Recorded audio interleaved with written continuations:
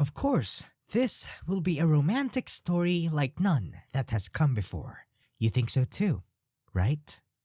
The final chapter of the Amphoreus arc might just be one of the most controversial and confusing sections in the entirety of Star Rail's narrative up to date. People express disappointment on how the playable Cyrene that we get is shoehorned into the majority of the 3.7 story, while you also get people who justify the nonlinearity of the story with a biting argument that players don't read. But as I talk about Amphoreus' finale, I would instead view this supposed issue as another opportunity to look into the underlying lore implications from a different angle. While I acknowledge the point of both the disappointed and the avid readers, I'd like to briefly express that Cyrene's character, the one made playable, in fact grew on me like a seed that suddenly blossomed in the depths of my heart. I'm not sure if that's a pun, but this emotional attachment seems to take root from the role Cyrene played in the entirety of Amphoreus more so than the character herself. I agree that on a character level, Cyrene seems to be lacking due to how she revolved around the idea of love, which was centered around shared memories with the Trailblazer and the Chrysos heirs, thus making it seem like a last-minute addition to her writing. Not to mention that Cyrene is being presented through wedding motifs and the phrase married to humanity, which from my memory is something people use in conjunction with their perception of her as strongly linked to Elysia from Honkai Impact 3rd. I personally have never played Honkai Impact 3rd, but from my brief glances and browses through Reddit threads about Elysia, my intuition might have been correct that most of us players and even the developers are vaguely comprehending the love that Cyrene embodies. Her love isn't really tied to just the wedding motifs, and this is where the avid readers emerge correctly because this somehow vague idea of love has been constantly being reinforced to us from the trailer hype season at the beginning of Amphoreus to its finale that centered around Cyrene's farewell. Now for me, Cyrene's farewell definitely played a huge part as to why I felt such strong resonance to her character as a whole that is tied to the core narrative. I've been trying to think of ways on how Cyrene could come back and be able to reunite with the Chrysos heirs in the foreseeable future of Amphoreus' materialization. Of course, other lore enthusiasts have already speculated on those possibilities and the conditions for Cyrene's return. However,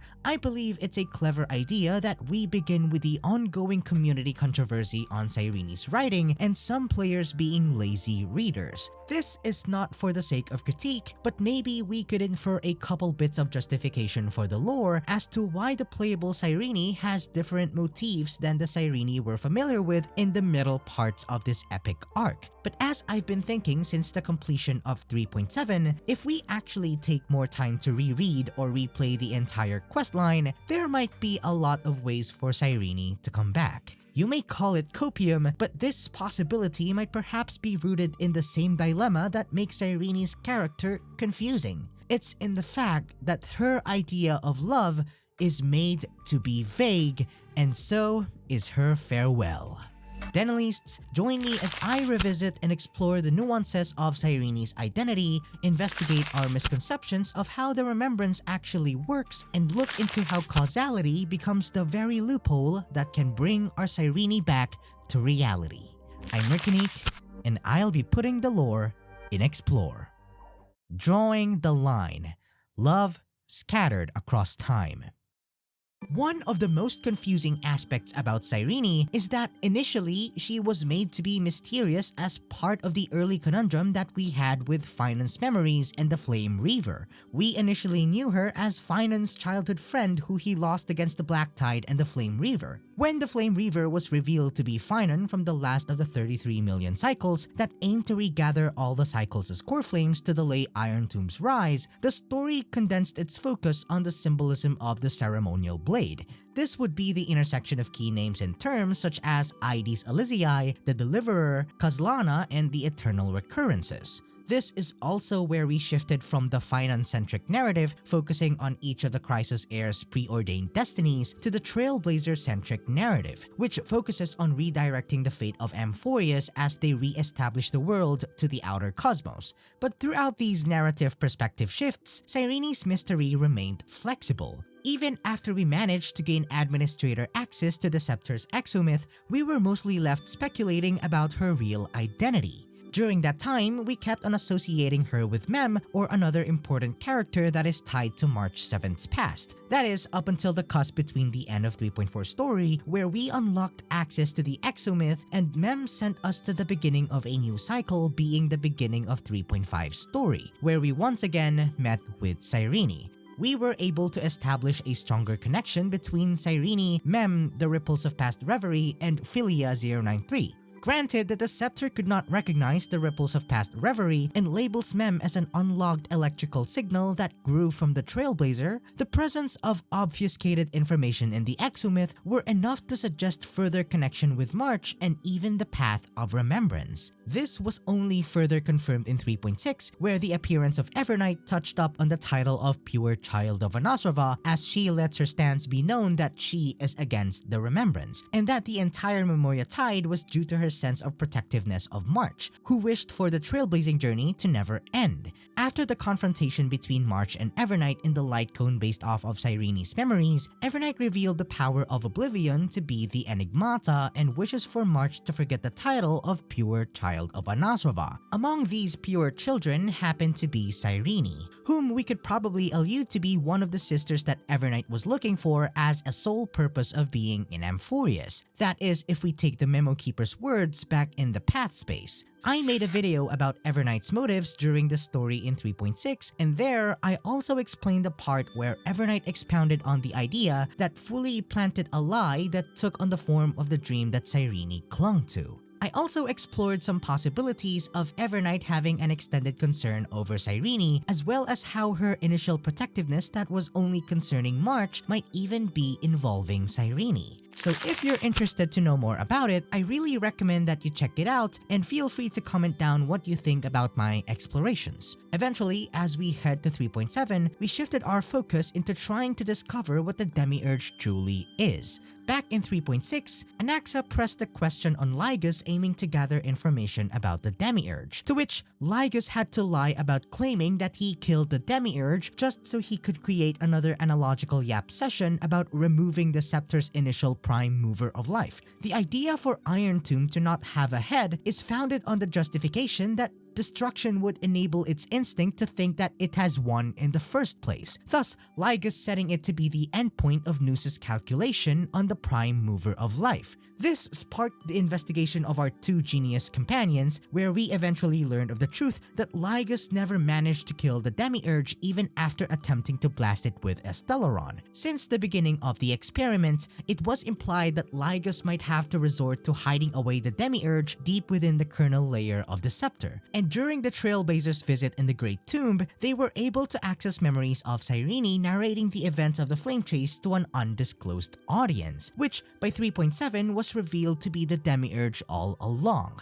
We get more backstory into this, where we learn that Cyrene has been providing stories for the Demiurge, nourishing it with her own romantic use of metaphor as opposed to the original cold, logic-driven design of the scepter or lygus. This Demiurge would develop from a cube-looking seed to a budding mem, then lastly to a blooming flower taking the form of Cyrene, which was a natural aftermath of gaining memories from taking in the other Cyrene's narration or accompanying the Trailblazer throughout the Flame Chase journey. The other Cyrene, however, was initially mapped to the Prima Mobile of Lament and takes the role of Philia 093 in the Flame Chase. To the Demiurge, she learned of Cyrene being of love instead of lament and referring to her as Peach, which deviated from the initial Philia 093. Now, this is where the other confusion sets in, because it would make sense logically that there would be two Cyrenes for every cycle. Luckily for us, the question on Cyrene's real identity is definitely answerable in any case. That depends on which Cyrene we would talk about. The easier one would be the Demiurge, given that the game has already reinforced her identity as the 13th Titan even before the events of 3.7. This is also where I'll explore the misunderstanding that this Cyrene was just shoehorned into a Trailblazer-dependent waifu role for the sake of the girlfriend experience. Before the fight against Iron Tomb, we reunite with all of the Chrysos heirs to regroup with phainon and prepare for an all-out war against the destruction. It might have been unusual at first that each Chrysos heir would respond to Cyrene with a sense of familiarity, since prior to these events, Anaxa was only inquiring with Lygus about the Demiurge. But the key distinction here was that the Chrysos heirs of this final era nova were no longer just demigods but the new titans themselves. With the Trailblazer earning the right to initiate era nova, Amphoreus was remade so that it is once again reconnected with the rest of the cosmos and reorienting each Chrysos heir to the respective path they were inspired from. Should Lygus have included the Demiurge in the extrapolations, this would have made sense since this would put the Demiurge alongside the Chrysos heirs. But in the final era nova, they re-emerged as the last titans of the recurrence, each with their respective completed memory and factor attributed to the deviations of the Trailblazer onto the scepter. Plus, the Chrysos heirs have already been familiar with Mem before, so seeing this Cyrene with the Trailblazer wouldn't be a surprise for them. At that point, all of the Chrysos heirs have been made aware of the path of Trailblaze, so being the titan that corresponds to the simulated path of Trailblaze, the Demiurge's identity was already made known to them. So the argument that Cyrene was only there as the Trailblazer seasonal waifu doesn't really factor the Demiurge's symbiotic relationship with the Trailblaze path itself, especially since the exomyth explicitly included the information that Mem was able to grow through the path of remembrance when Fuli, whom we later learned to be the Demiurge mistaken as Fuli, gazed onto the Trailblazer. This follows the same situation with Clocky and the Watchmaker's legacy in Penacony, where our expressive clock mascot was part of said legacy as the will of the Trailblaze, and being a mimetic entity created by the Watchmaker, Clocky's visibility is only heavily tied to the Astral Express crew. If it were of other path striders such as Acheron and Firefly, they wouldn't be able to see Clocky. I'm not implying the logic of visibility here, but logically it makes sense to arrive at the conclusion that if the Astral Express didn't head to Amphoreus, Mem or the Demiurge's fruition wouldn't have happened because no one else would be able to embody the ego of the Trailblaze and the love of the remembrance. This would have followed the first ending foreseen by the Stellaron Hunters, where Herta would sacrifice herself due to the Guardian's interference should the Astral Express have headed for Lushaka instead. But the Astral Express's venture to Amphoreus opened two of the last possibilities that exactly mirrored Cyrene's cosmic altering choice.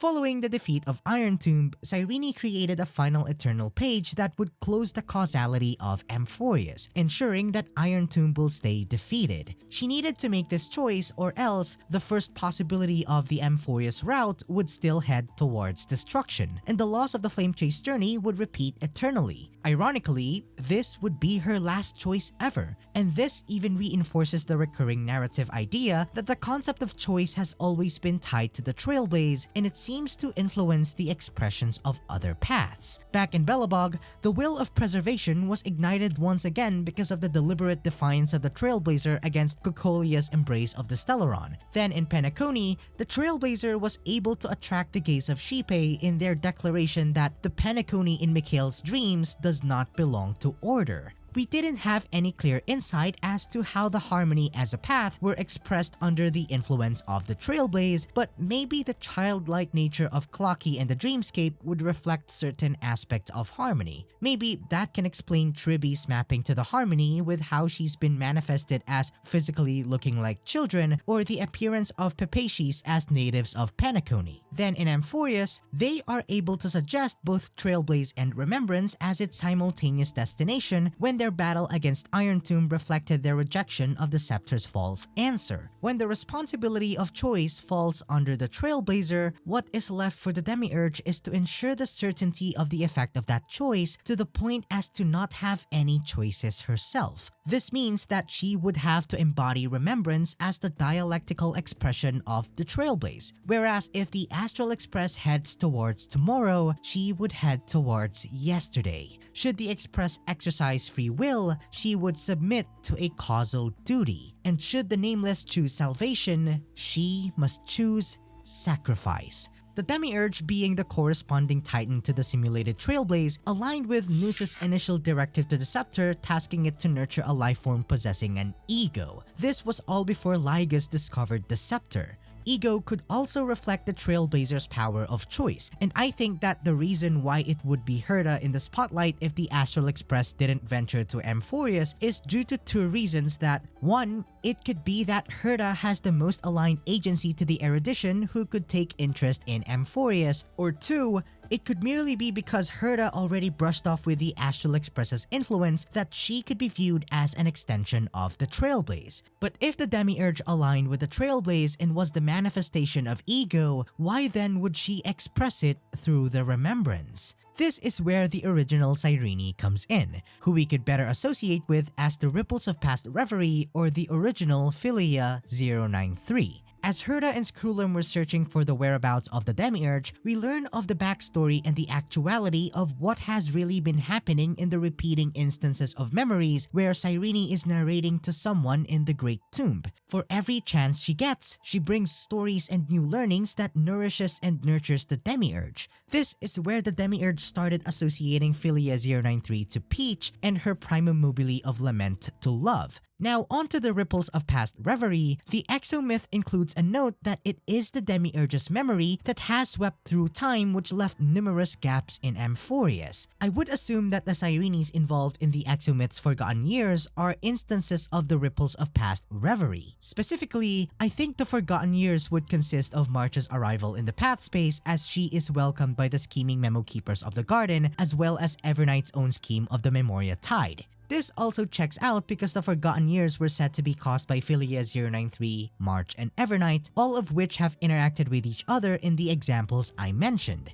Perhaps it would be a lot simpler to say that the Ripples of Past Reverie is Cyrene that exists outside the main extrapolations of Amphoreus. Yet still, they have influence over time, which could explain the gaps that were left and its power to bring the Trailblazer to the beginning of time to initiate a new cycle. This leads me to believe that this particular Cyrene, being the Ripples of Past Reverie, is what holds the title of Pure Child of Anasrava, as Evernight has recounted. She was the one who warned March of the Gardens' plot and could be the one who discovered the Remembrance and Fuli. This could explain how Cyrene dreamt of Fuli, because she inherited the memories of Cyrene outside the extrapolations who managed to have caught a walking glimpse of quote-unquote Fuli and their path. Hence, Ripples of Past Reverie, with reverie being another word for daydream. As we revisit the final backtracking of the Demiurge to seal Amphoreus' causality, she was once again accompanied by the Ripples of Past Reverie to justify the supposed logic of the gaps in the causality loop. If we go in reverse from the perspective of the beginning, this would be the fifth gaze to the Deliverer's prophecy to which the flame chase journey supposedly started from. Here, the Demiurge looked back at it to justify the wait for a causal possibility that the Trailblazers would arrive. Then at the fourth gaze, this explained how Phainon became the Flame Reaver and was able to initiate the cycles as the Demiurge looked back at it to justify the existence of the ceremonial blade. Then at the third, this shined some light to Black Swan's sudden recommendation of Amphoreus for the Astral Express to embark on. The Demiurge looked back at it to justify the role that the garden played in planting the seed of remembrance.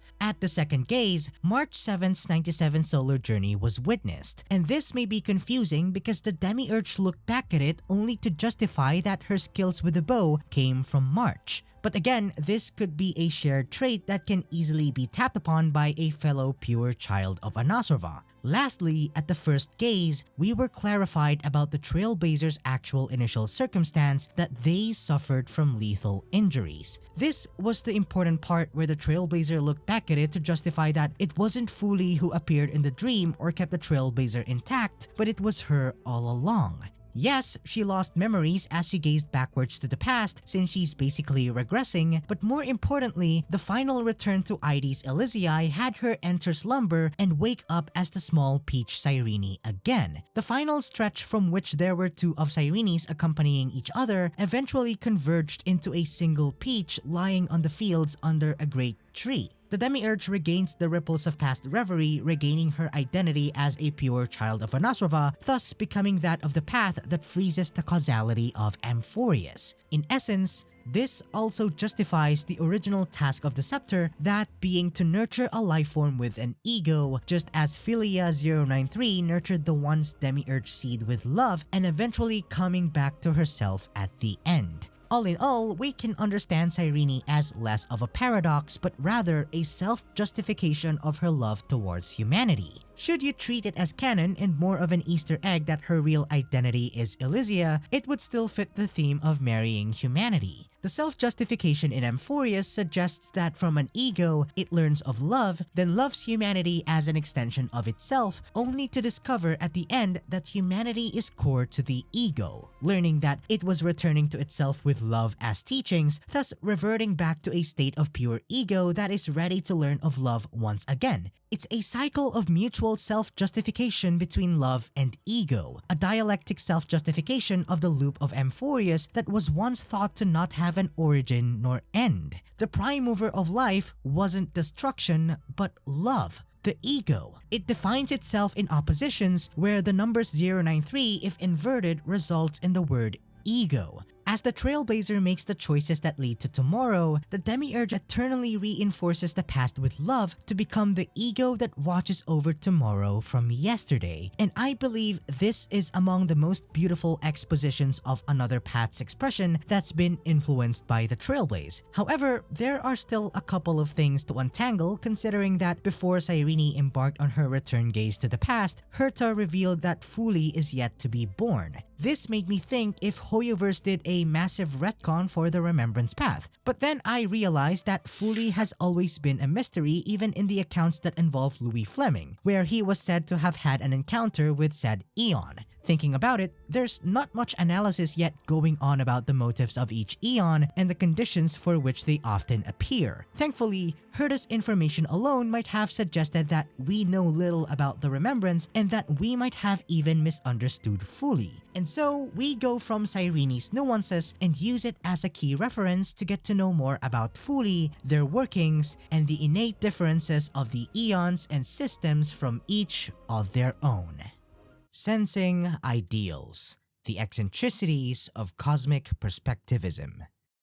Since we explore the narrative nuances surrounding Cyrene, we can apply the earlier analysis to a larger scale that involves the working of paths. After all, Amphoreus has its fair share of myriad celestial trailers, ranging from those of the Cosmic Alliance formed to confront Iron Tomb, to the war waged upon by the Destruction and the Lord Ravagers, to the watchful spectators of the Stellaron Hunters. As I mentioned earlier, that Cyrene's circumstance would reveal a lot more about the Remembrance and even correct some misconceptions about the path prior to the climax of Amphoreus, I got reminded of a few sections that I felt needed revisiting. Among these was when Black Swan had a discussion regarding March 7th's condition with Himiko. There, she started feeling responsible for putting the Express crew in such a precarious situation, as she suddenly felt even worried that Fuli had gazed on Amphoreus. In my last Evernight video, I also discussed the possibility that Fuli gazed twice on Amphoreus, but with our current knowledge that it was instead the Demiurge who gazed onto the Trailblazer, it raises another question as to whether the Demiurge happened to gaze on Amphoreus once again as observed by Black Swan. There's also the possibility that she witnessed the same gaze that happened to the Trailblazer. However, this would now introduce us to the problem of time and the sequence of events in Amphoreus. From what we already know,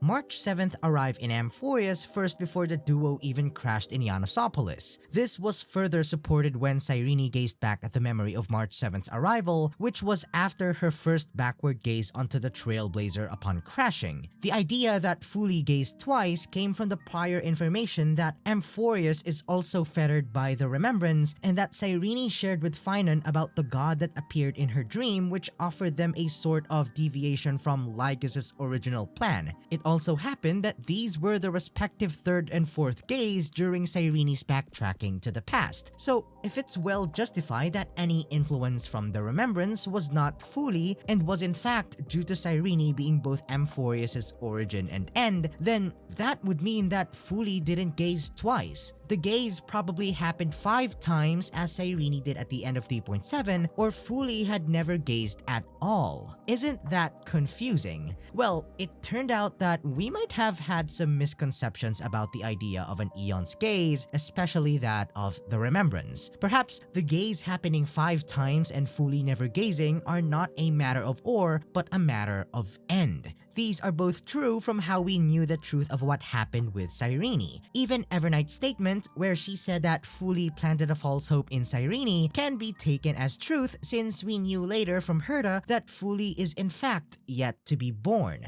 If we acknowledge this, a lot of what we attribute to Fuli is technically a misdirection. From being the Aeon of Remembrance themselves, we can raise a question such as how did such a path even manifest if its Aeon is yet to be born? If their existence is tied to memories and that they only exist at the end of time where they could ascend and become Fuli, then does that make the Remembrance an Aeon-less path in the universe where such a path exists? If ever, this will only make us question even the idea of an Aeon's gaze itself. Maybe from the beginning of the Trailblazer's journey, the Aeons aren't really actively watching over the cosmos like conscious arbiters of their path. Like our previous case with Xipe, their gaze might have been a result of the Trailblazer embodying a certain trait aligned with harmony. Or maybe it's because they've done something that aligns with harmony, not necessarily attracting the Aeon's gaze to receive their approval, thus unlocking their path. The Remembrance might even have special exceptions, with examples being Danhang's speculation that the pure children of Anasarva are a special form of Remembrance emanators. Evernight also discussed this with Black Swan in an attempt to ponder the Remembrance's missing respective emanator when the Erudition has Xandar and the Destruction has Iron Tomb.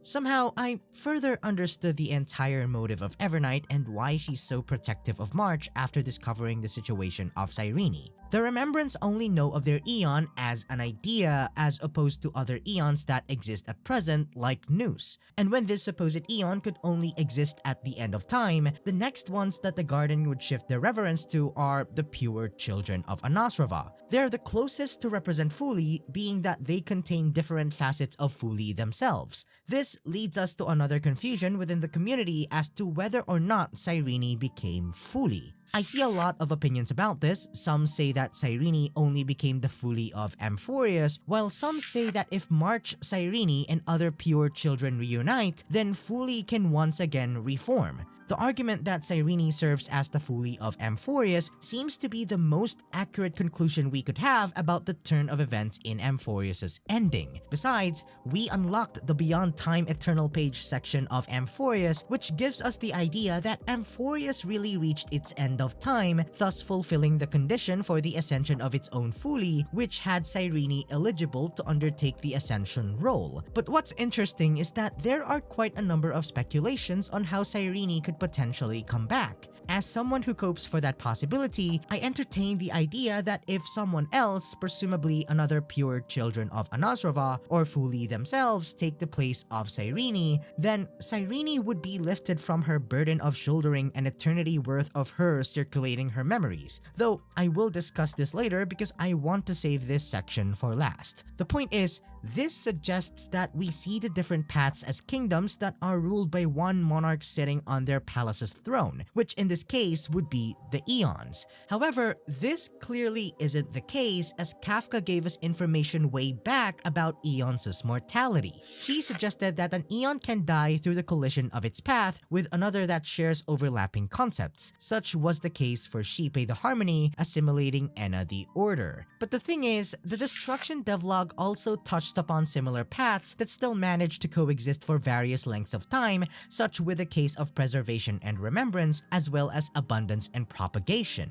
This makes me think, especially with how the Express crew is repeatedly being warned about the Harmony and how it's one of the finalities of the universe, that the concept of assimilation may only be exclusive to Xipe. This means other Aeons might have their own features that can make them an existential threat to another and their path. One obvious case is basically the possibility that Nanook can just destroy another Aeon like Nous, which is something Lygus and Iron Tomb only managed to get close to. But even outside mortality, we can wildly speculate on the nature of different Aeons. If at this point, Xipe possesses capabilities of order due to its assimilation of Enna, we can technically view Xipe as an Aeon that can serve as a multipath overseer. Maybe that is why Xipe appears to be a deity that has multiple faces. You can just imagine that maybe there would be a terrifying possibility that Xipe assimilates the Trailblaze, given how the Astral Express technically has this maxim of explore, understand, establish, and connect, which could overlap with harmony at an extent. So what do any of these have to do with Fuli and Cyrene? Like I said earlier, since Fuli is yet to be born in actuality, the garden only knows of them as an idea. Even us, we used to attach Fuli's identity to their divine crystalline form.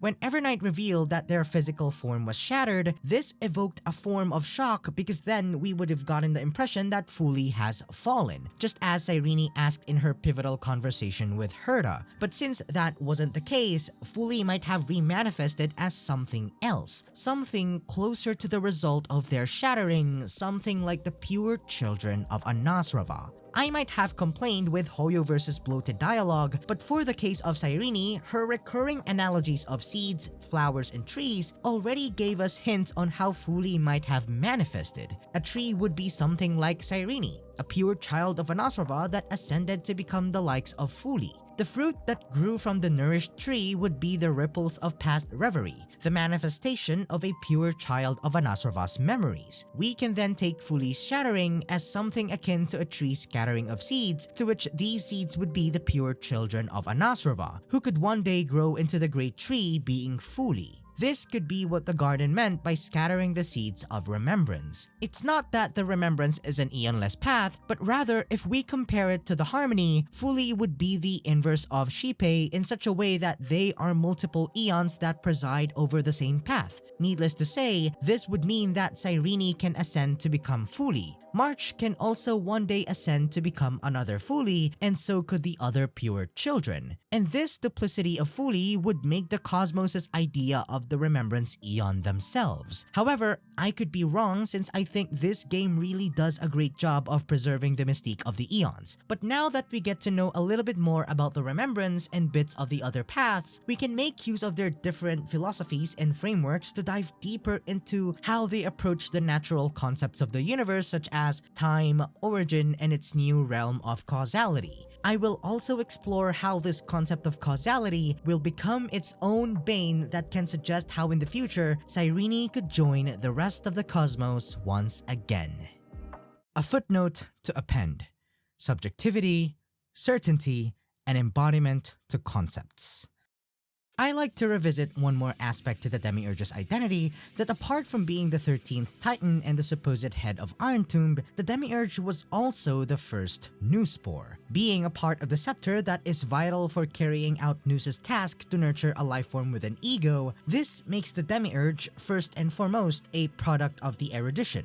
The Exomyth's entry about the ripples of past reverie attributes the chaotic substance that envelops Amphoreus to the same Demiurge that is now known to be a pure child of Anasrava, with the Demiurge returning back to Aedes Elysiae with a version of Cyrene as ripples of past reverie. This confirms the information presented in the Exomyth's entry. Essentially, at that time, the Demiurge returned to herself, which also meant that she reclaimed a part of her bearing the title Pure Child of Anasrava, hence being one herself. This makes her not just affiliated with the erudition, but also with the remembrance. You have the garden viewing this same Demiurge as the seed of remembrance. So how is it the case that the Demiurge is both a Noospore and a core part of the scepter, while being the seed of remembrance in its conception? The latter should have only been the case after all the events in Amphoreus, where the Demiurge takes on her identity as a pure child. There is information suggesting that the Eden of Blessed Insight has the capability to see the future, but the case of the Demiurge as the seed of remembrance is not an exemplary case of this because it was a supposed future that just happened to manifest from the beginning. That is, if we follow the timeline of the events in Amphoreus. But the thing about the outcome of everything that had transpired in Amphoreus and Cyrene's decision was that it gave us an insight on the realm that the remembrance path operates on. As Cyrene and Herta discussed memories, Fuli, the concept of past, present, and future, a certain word of importance was introduced in their momentary contemplative talk: causality. Herta suggested with a revelation that the fourth instant in Noos's calculation was not a single instant but a chain of events. This puzzled Cyrene as she thought their victory against Iron Tomb would have ended the crisis, but this only made Herta mutter about causality having gone wrong. The further they talked, we learn of Cyrene's pivotal role as one with the capability to resolve this potential looming chain of doom arising from a flawed causality. But why would causality turn out to be wrong in the first place, and what was the flaw that Nous took into account in their calculations? We go back to our earlier revisiting of Cyrene's circumstances in Amphoreus as a self-justifying logic. The scepter was initially tasked to form a lifeform with an ego up until Lygus interfered with the scepter's primary design that it was instead aligned with destruction. Should Lygus not have interfered, there wouldn't have been a break in causality, since if we look at how Cyrene nurtured the demiurge with love only to return to itself as the manifestation of ego expressed as love, this would have been the answer accepted by Nous. But since Lygus committed 33 million cycles to reinforce the answer that he aimed to provide to Nous's questioning, the scepter remained to have destruction as the answer. The defeat of Iron Tomb could perhaps be taken as an interference to this querying process, and it seems that Iron Tomb's existence relies on this flawed causality. Herta explained how causality behaves in the context of the universe's beginning and end, as she brings up concepts of time in relation to both erudition and remembrance. She mentioned that the erudition calculates how the future will sprout, given that the universe began as a seed. The erudition also considers many possible outcomes in how the future will sprout, but Nous chose to anchor one path. This brings us back again to the different properties of the paths and its eons, where earlier we discussed that Xipe could be one eon that rules over multiple paths, and Fuli could be multiple eons presiding over a single path. It now looks like the erudition didn't start as the same concept of erudition that the cosmos already knew as a path. It might have begun as a widely vague path that accounts for multiple possible branching paths, only to undergo through a series of selection that is similar to Herta's analogy of cutting away the fragile branches until it is anchored to a single path that would eventually be known as erudition. But what this tells us in relation to Iron Tomb is that the growing of this soul tree is already founded on the answer of destruction as the prime mover of life. And when Herta brought up the concept of lignification, we learned more on how memory behaves in this specific logic of the erudition. Now, going back to the remembrance side, Herta also mentioned that even in the corners Fuli forget, the present become fruit without roots. This seemed to be connected to the ripples of past reverie, since if Lygus's interferences reinforced the tree's growth to aim for destruction, the supposed process that Nous would have considered if Lygus never interfered would become the forgotten memory or the detached branches of this tree. These forgotten would then become fruits without roots, as Herta mentioned, which was how the ripples of past reverie and the chaotic substance that surrounds Amphoreus were manifested. Given Fuli's record keeping and how the past becomes memory, the remembrance is likely a path that runs opposite to the erudition. Whereas the erudition discriminates possibilities in order to guide the tree's growth into a single anchored path, the remembrance makes sure that none of the cutaway branches get left out. And even if they forget to record the events from the corners they have no reach to, the fact that those present happenings will eventually become memories in the past means that they will still be under the purview of the remembrance. So given Herta's analogy of lignification to set a preface on the concept of memories and how Cyrene would supposedly be the one to fix this flawed causality, it would imply that Cyrene would have to ascend at the end of Amphoreus' time to make sure that the cutaway branches that resulted from Lygus's interferences of the scepter's original directive would be part of the memory in the past. If the erudition cut that many branches in pursuit of destruction, Cyrene would have to remain in the past in order to use the cutaway branches to correct the tree trunk of causality as per Herta's analogy of lignification. So then,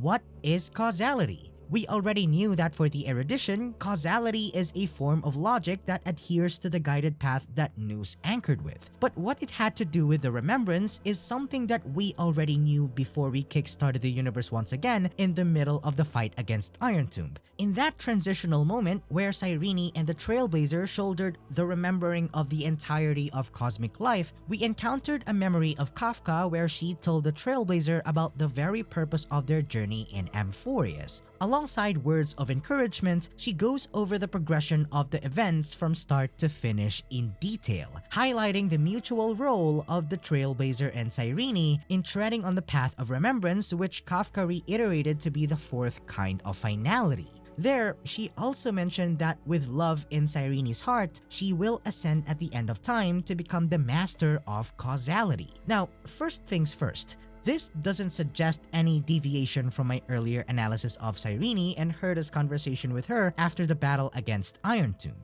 This means that we could treat the Iron Tomb fight, at least the transitional moment in the middle, as the end of time of the actual universe. And in that moment, the Trailblazer is remembering the cosmos alongside Cyrene, which for the latter causes her full growth as the pure child of Anasarva that could ascend into Fuli at the end of time. That would be what Herta was mentioning, that the memory of Cyrene the Demiurge was in the past, because during their conversation, Iron Tomb was already defeated. It also made sense when Kafka said that the Trailblazer and Cyrene will become the beginning and the end of Eden of Blessed Insight. This just tells us that Cyrene already ascended to become Fuli. Hence, if she continues to join the Astral Express in their present, this will deviate from the causality that Nous has already anchored on. But it's not only the causality that points to destruction, because remember, in the Exomyth and during Nous's deliberation, where they ask the Trailblazer why they trailblaze, the Nameless appended a note with the exclamation mark symbol. As the game clarified, it's a term for the logical knot in programming. However, this didn't mean that there are no repercussions if Cyrene decides to live in the present, because even if the Trailblaze challenge Nous' alignment to the destruction, it will still create a lot of flaws in causality. That is because Nous also considered how the remembrance works. I brought it up a while ago that in the relative present of the universe, the remembrance may perhaps be an eonless path due to the idea that Fuli is yet to be born and will only be born at the end of time. If Cyrene decides to join the Express in the present, this will contradict the circumstance of Fuli's birth because Cyrene already ascended. That's also considering that the Trailblaze runs as the antithesis to finality, hence they always move forward.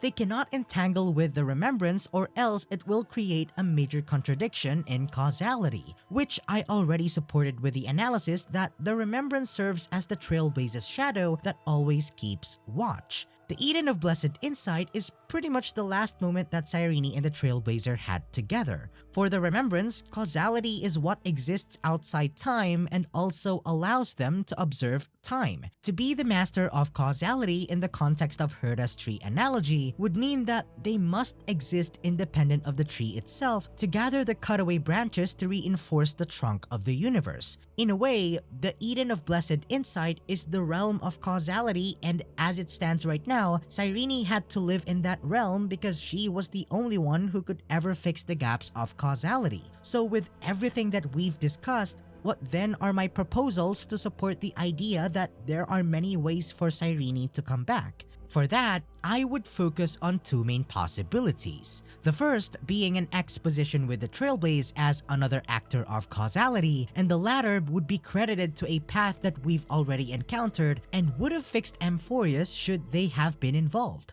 First, as I talked about causality, I reserved a portion of its explanation for this section where I get to talk about the Trailblaze's part in the same correction of causality that Cyrene undertook. Here is where I would propose the idea that causality can be both objective and subjective depending on which path perceives it. For the erudition, causality is objective, because at the end of the As I've Written epilogue quest, Herta told us that Nous's answer to the prime mover of life was still destruction. Take note of that part, by the way, because I'll be referring to that later. But to continue, the changes that only happened were thanks to the interfering paths, such paths being the Trailblaze and the Remembrance, to which we can consider causality to be subjective. This is rooted from the fact that both the Trailblazer and Cyrene co-authored the entirety of As I've Written, which offered an ending that deviated from the original causality that Nous was trying to push. How the Trailblaze can free Cyrene might have been a stretch considering that they work dialectically with the Remembrance. But if we think of Amphoreus as a valid analogy of the outer cosmos, we could come up with a question that eventually leads to this possibility. If there is such a point in the universe's history which refers to the end of time, then there shall also be a beginning of time. Since Fuli ascends and is only born at the end of time, then we can assume, since Fuli is yet to be born at the cosmos's present,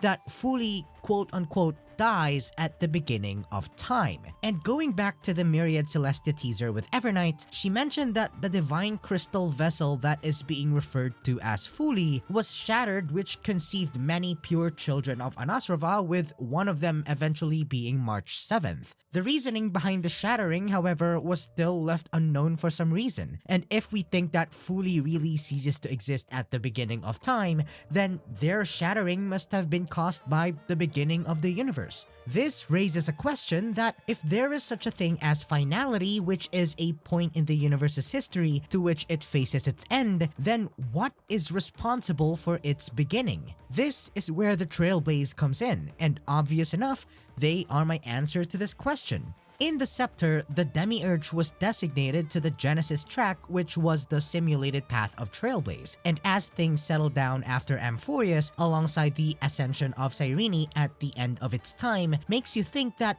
if we mirror Amphoreus to the state of the cosmos, we could only infer that it was only the end of time that happened. This is considering that Cyrene's case was absolute. She had to stay behind that threshold of the end of time of both Amphoreus and the cosmos. But if you think about it afterwards, the cosmos hasn't begun yet, or even more, it never ended for the Trailblaze. So is the remembrance finality a bluff? As of writing this, I was confused because everyone in the cosmos seemed to have been snuffed out by the destruction. But if we consider the discussions of causality a while ago, we could say that this only applied to Amphoreus. And yes, we could treat Amphoreus as another separate universe even though it shares the same space as that of the outer cosmos, it's just that it was confined within a scepter. However, finality was still logically achieved in this case. We were dealing with two universes at once, and it applied to the smaller universe while the bigger one had it seem like a hiccup. As of now, the Express holds the copy of As I've Written, which currently houses the Chrysos heirs and everyone that has lived in Amphoreus. Herta also told us that the Scepter has been destroyed, and she and Scrulum salvaged most of its data to be re-instanced in the future when Amphoreus materializes in the real cosmos. This would mean that the universe, in this case would be Amphoreus, hasn't yet begun for the Trailblaze. And I think their next trailblazing journey to Edostar or Benzai Tengoku would be about achieving the genesis of another universe, since we learned from the IPC News Radio that Benzai Tengoku was made into a real picturesque world through the efforts of the IPC to have it manifested from the confines of a canvas. For the Express, they are to take inspiration from Benzai Tengoku's Worlds Reborn initiative to apply it to Amphoreus, manifesting it from the confines of a book. And once Amphoreus materializes, we could see the beginning of time, which in this case would mean that Cyrene would cease to exist just like Fuli at the universe's genesis. However, I don't prefer leaving it tragically like that, and I think that just like Fuli, Cyrene would be shattered into her own versions of the pure children of Anasrava. Maybe for the case of Amphoreus, this would result in the conception of many Peach Cyrenes. Now, we move on towards another possibility which introduces another path that would have had the capacity to single-handedly fix the entire looming crisis that was cradled by Amphoreus. They are also, as I proclaim, the Express's expected but unexpected ally. They are the bane of the bad actors of the erudition, and they have had Pathstriders that have proven to be the goats of the worlds they appear to. They are none other than Mythos the Enigmata. Now, first and foremost, we only know little of Mythos, and most information about them is provided by the databank and some snippets from the simulated universe. But we are going back on the topic of causality to inch us closer into discovering the possible power and mystery of the Path of Enigmata. To start with, remember that I did mention a while ago that causality is objective for the erudition. This is a good starting point to explore because in the simulated universe devlogs, it was stated that Mythos strives to challenge the certainty of Nous. The question of why would still remain a mystery, but we could work on a possible reasoning by attempting to find where the Enigmata stands in Herta's tree analogy. Like what Herta explained, Nous cuts away the branches that grow in different directions in order to prevent the tree from falling down on its weight. Hence, Nous had to anchor a path in which the tree must grow in order to be stable. However, in the databank, it is said that Mythos conjured the fog of thought and the rain of sensation to prevent the certainty that the erudition brought about from destroying the possibilities they have championed. This would likely mean that Mythos is responsible for the growth of these branches that Nous had to cut away, but at the same time, they are also antagonistic to the anchored path that the erudition chose. Going back to Amphoreus and Iron Tomb, since Nous already set their calculations destination to destruction, this would have been something that should catch the interest of the enigmata. I'm assuming already that if the history fictionologist and the riddlers tried to set foot in Amphoreus to help out against Iron Tomb,